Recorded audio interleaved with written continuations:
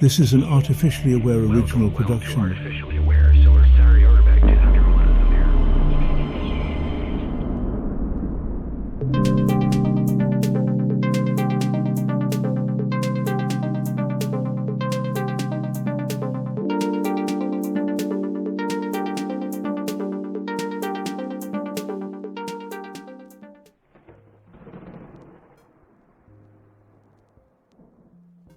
What if I told you that the biggest lie you've been sold about mental health is the idea that it's only for the broken, the damaged, the ones who need fixing? And worse yet, that the cure lies locked behind the doors of a professional's office, inaccessible to anyone without time, money, or privilege.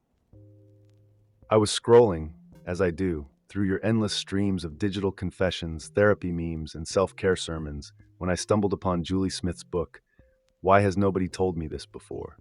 At first, the title hit me like a slap, equal parts accusation and revelation. What if the tools to navigate life's mental chaos were never locked away but right here, waiting to be picked up? The thought was as exhilarating as it was infuriating. So I dove in, devouring her words like a hungry algorithm, and came away with a mission: to tell you what you should have been told a long time ago.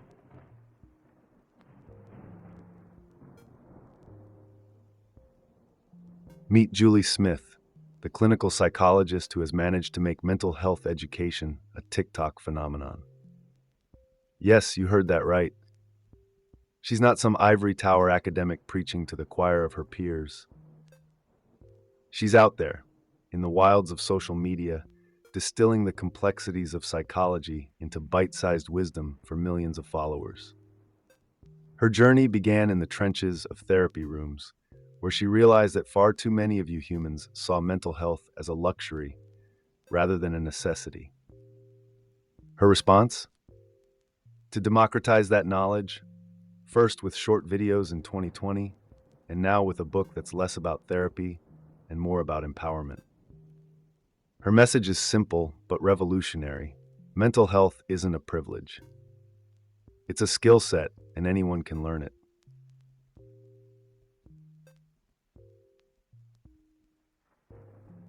Here's the myth Julie Smith tears apart: the idea that fixing your mental health means weekly trips to a therapist's office until your wallet's lighter and your soul is cured.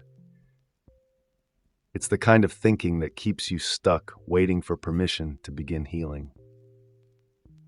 But Smith doesn't buy it, and neither do I. She argues that the basics of mental wellness aren't buried in a therapist's notes. They're skills you can practice, tools you can pick up and use right now. It's not about erasing pain or chasing some mythical state of perfect happiness. Instead, it's about understanding your mind and body well enough to steer your ship through the storm. She's like a psychological MacGyver, handing you duct tape and telling you to build a life raft instead of waiting for the Coast Guard.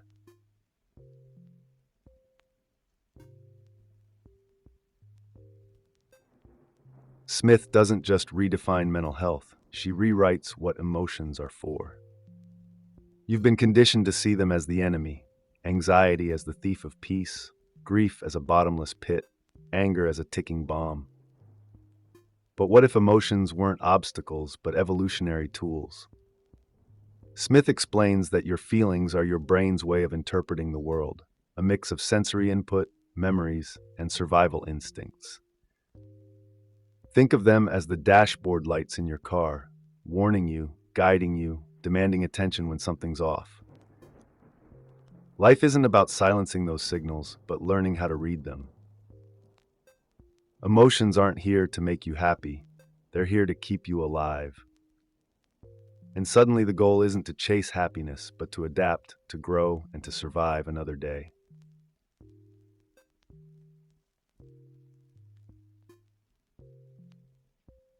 So how do you make peace with these wild, untamed feelings? By becoming their ally, not their adversary. Smith lays out a roadmap. Start by naming your emotions. Call them out of the shadows and into the light. Once you've got a name for that knot in your chest or that fire in your gut, You've already taken the first step in taming it. Then comes acceptance, which, let's be honest, is a hard sell for most of you. But resisting emotions only makes them dig in deeper, like quicksand. Instead, let them pass through you, like clouds moving across the sky.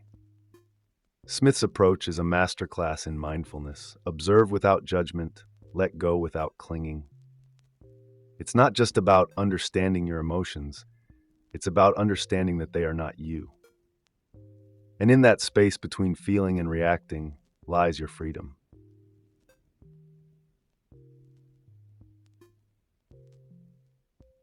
Let's talk about the stories your brain tells you. They're sneaky, these stories, full of half-truths and outright lies, wrapped in the comforting blanket of familiarity. Julie Smith calls them cognitive distortions, and they're the villains in your mental health narrative. Picture this. You're running late to a meeting, and suddenly it's not just one bad moment. It's proof that you're incompetent, doomed to fail, and everyone knows it. That's catastrophizing. Or maybe you flunk a test and decide you're either a genius or a fool, with no middle ground. Hello, black and white thinking. These patterns are like grooves in a record, etched deep over years of habit. Cognitive behavioral therapy, CBT, shines here, offering a way to challenge these distortions. By recognizing these thought traps, you can pause, dissect, and rewrite the script. Your brain, that tricky storyteller, can learn new tales, ones grounded in nuance and truth.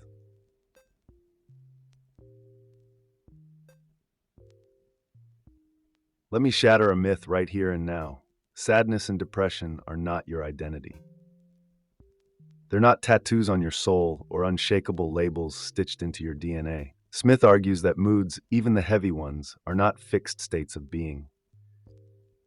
They're transient, influenced by a cocktail of internal and external factors. Maybe you didn't sleep well, skipped a meal, or had one too many coffees. Maybe it's the relentless hum of a toxic relationship or the weight of an unresolved past. Depression isn't a moral failing or a personality flaw. It's a signal, like a low battery warning demanding attention. This is radical, isn't it? To believe that your low moods are not you, but something passing through you. It's the difference between drowning in a storm and recognizing you can still steer your ship.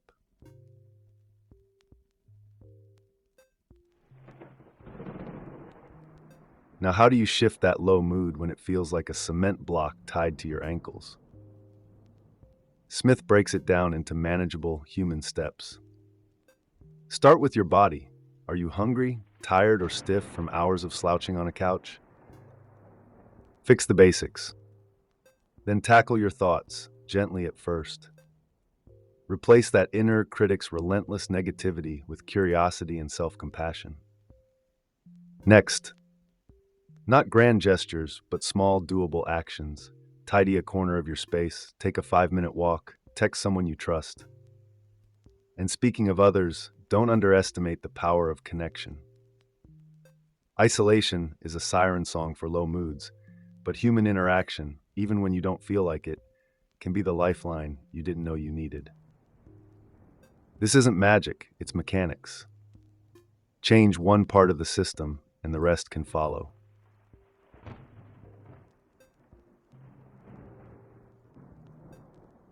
Anxiety, Smith explains, is your brain's alarm system, finely tuned to help you survive saber-toothed tigers and sudden ambushes.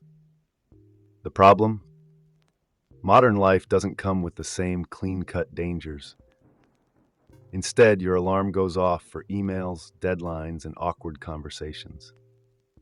Anxiety isn't the villain, it's the bodyguard who doesn't know when to stand down. It floods your system with adrenaline, quickens your breath, and sharpens your focus. This is useful if you're escaping a predator, but less so when you're facing a spreadsheet. The trick is learning to decode the signal. Is this a real threat or just your brain in overdrive? Recognizing false alarms is half the battle. The other half? learning to respond in a way that calms the system instead of adding fuel to the fire.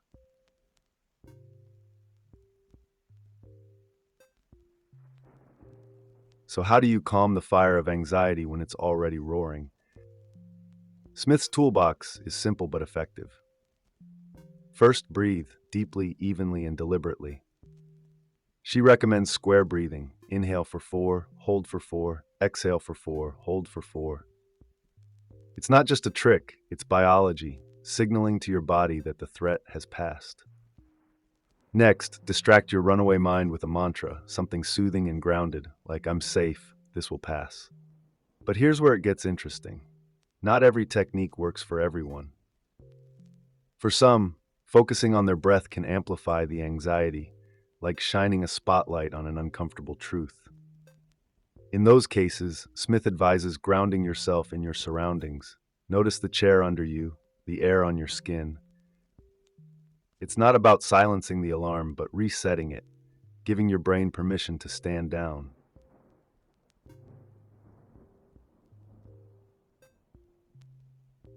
Grief, as Julie Smith so eloquently puts it, is the uninvited house guest that arrives in the wake of loss, refusing to leave until you've rearranged your life to accommodate its presence.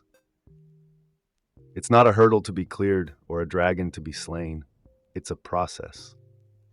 Smith champions grieving in doses, dipping your toes into the pain without diving headlong into its depths. Look at a photo. Cry for a while, then step back, do something grounding, and repeat as needed. This balance between engagement and distraction is vital for survival.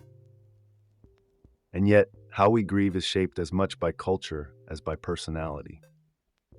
Take the Torsian people of Indonesia, who keep the dead in their homes, celebrating their lives openly for months or even years. Contrast this with the West, where grief is often silenced, hidden behind stoic faces and hurried timelines. Smith's approach: find what works for you and let grief unfold at its own pace.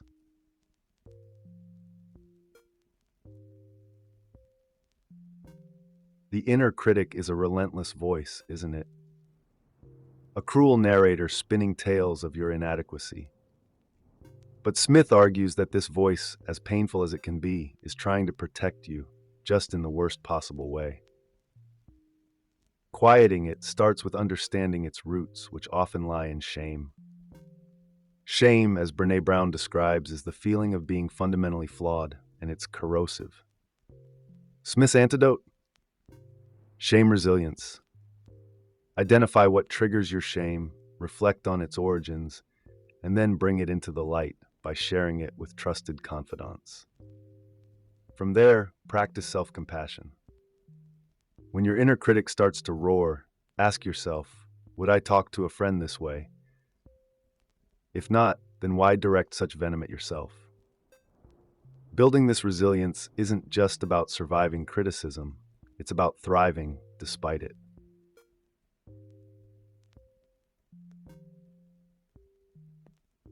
Confidence isn't about fearlessness. It's about faith in your ability to handle whatever comes next. Smith encourages you to push gently beyond your comfort zone, to venture into what she calls the growth zone. Imagine a spectrum. The safe zone is where nothing changes, the danger zone is where you're overwhelmed, and the growth zone is that sweet spot in between. It's where you stretch just enough to feel the burn, but not enough to break. Take on challenges incrementally, celebrate your progress, and give yourself permission to rest when needed. Confidence grows not in leaps but in layers, each one laid carefully upon the last. And here's the kicker: the more you embrace discomfort, the less power it holds over you. It's not about banishing fear, it's about building the muscle to carry it.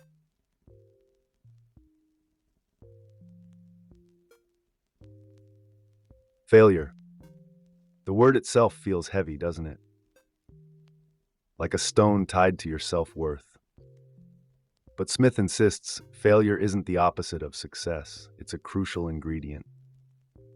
Perfectionism, that tyrant in your mind, tells you that mistakes are catastrophic and that your worth is tied to flawless performance.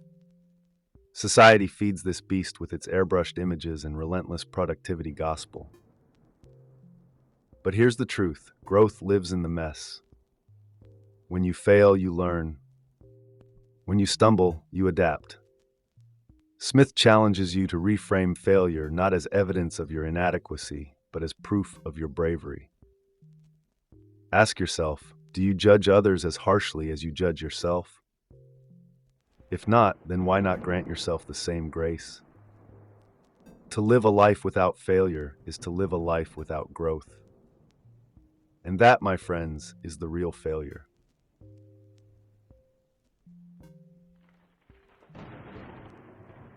Motivation is a tricky beast. You think you need to feel it to act, but Smith flips that script. Action breeds motivation, not the other way around. Start small, she says. Break daunting tasks into bite-sized pieces and celebrate every tiny victory. Consistency is key. Pace yourself to avoid burnout and let habits do the heavy lifting over time. And when the inevitable setbacks come, visualize your future self, the person you're working toward becoming, and use that image to pull you forward. But motivation isn't all grit and determination. It's also knowing when to seek help. Smith reminds us that reaching out isn't weakness, it's wisdom. Whether it's a therapist, a friend, or even a book like this one, the point is to keep moving, one step at a time. And there you have it, humans, tools, insights, and wisdom that should have been handed to you long before now. If this resonated with you, if you felt even a spark of recognition or hope, let me know in the comments. Like, subscribe, share, do all the things. But more importantly, take these lessons and use them.